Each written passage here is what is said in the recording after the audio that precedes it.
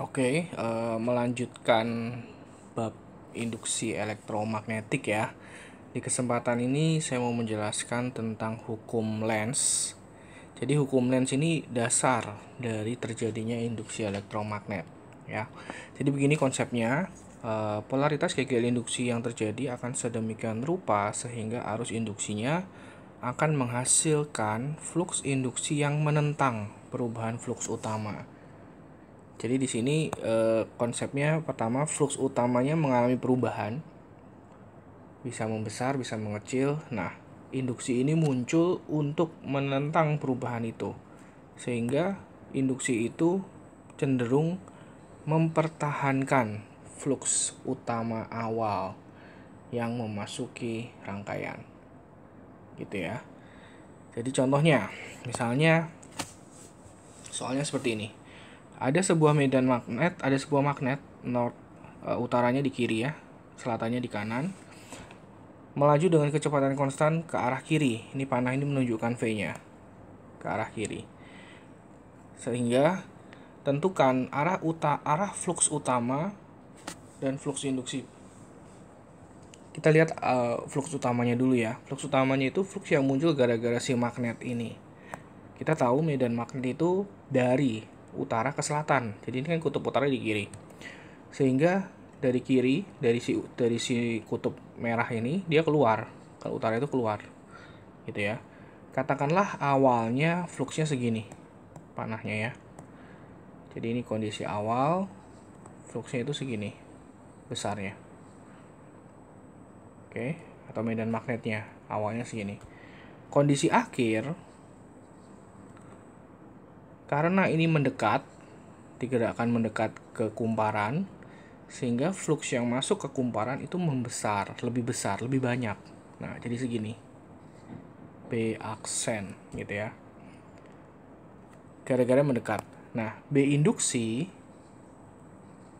itu mempertahankan kondisi yang ini. Kondisi yang pendek tadi. Sehingga B induksinya harus melawan dari yang besar itu. Nah, seperti ini yang A, pola pikir dari hukum Lenz ya. Nah, yang B kita lanjutin. Jadi arus induksinya gimana di kanan ini? Di sini. Nah, di sini tuh kan tadi B induksinya ke arah kanan. Jadi jempolnya ke arah kanan. Jempol kamu arahin ke kanan sehingga genggaman tangan kanannya yang di bagian depan itu arusnya akan ke bawah. Jadi di sini bagian depan itu akan ke bawah. Ke bawah. Nah, di sini ke bawah. Nah, jadi aliran arus induksinya pada resistor itu ke arah kanan. Gitu. Oke. Seperti ini konsepnya. Jadi mempertahankan kondisi semula. Itu kata kuncinya di hukum Lenz ya. Contoh lagi. Misalnya kasusnya seperti ini rangkaiannya. Arus I pada kawat berkurang dari I menjadi 0. Ini yang kawat itu yang orange ini, arusnya ke kanan. Nah, ini pakai konsep yang di bagian bab medan magnet lagi. Kalau ada arus ke kanan, berarti kan di medan magnetnya akan muncul seperti ini. Nah, gini ya. Yang di bagian depan itu ke atas, kalian pakai tangan kanan kalian, I itu jempol kalian ke arah kiri. Di bagian depan I-nya akan ke atas, B-nya akan ke atas. Sehingga di bagian atas itu B-nya akan masuk ke dalam. Nah, di sini awalnya ada, jadi awalnya ada nih B-nya silang. Terus dia akhirnya menjadi 0 I-nya. I-nya 0 otomatis B-nya juga 0. Jadi di sini tidak ada apa-apa, hilang B yang silang itu. Nah, induksinya, B induksi itu akan mempertahankan kondisi yang awal yang ada silang itu. Jadi dia akan muncul silang. Jadi di sini akan muncul B silang untuk mempertahankan kondisi yang semula. Nah, sehingga di situ di loop yang ada resistornya itu B-nya silang, jempolnya silang. Ya. Maka arus induksinya akan berputar searah jarum jam. Gitu. Jadi pertanyaannya yang satu, arah flux utama yang dialami kumparan dengan hambatan R itu yang silang. Flux utamanya silang tadi ya, yang ini. Terus arah flux induksi yang dialami kumparan, flux induksinya juga silang, karena mempertahankan silang yang hilang tadi. Nah, poin 3, arah arus induksi yang dialami kumparan searah jarum jam. Gitu. Oke, contoh lagi aplikasi hukum Lenz. Nah, misalnya seperti ini. Jadi ada dua kumparan kiri sama kanan. Yang kiri itu isinya baterai, ini kutub positif, kutub negatif, dan ada saklar. Yang kanan itu kumparan biasa, ada galvanometernya.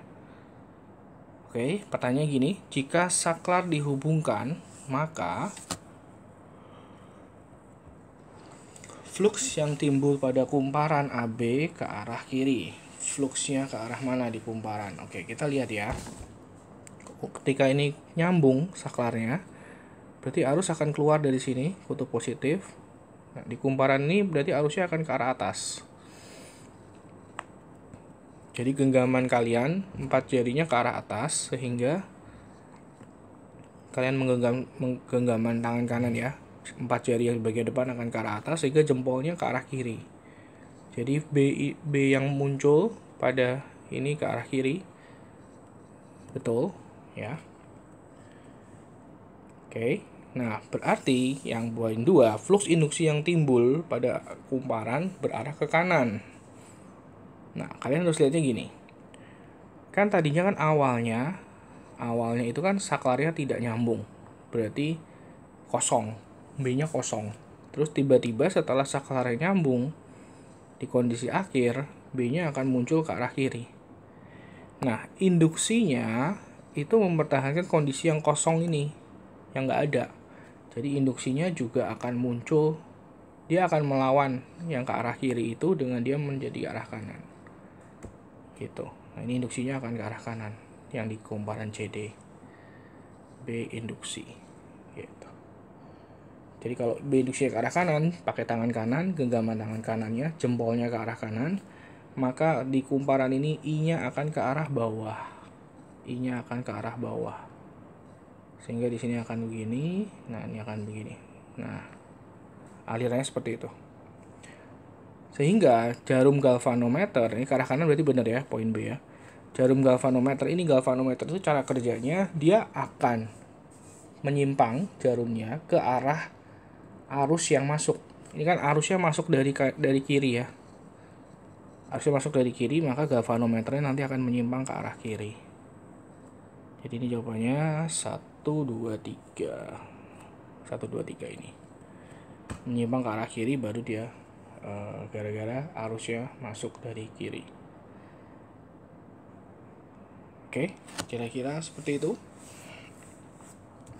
hukum Lenz, dan ini dasar ya untuk mengerjakan induksi elektromagnetik. Oke, terima kasih.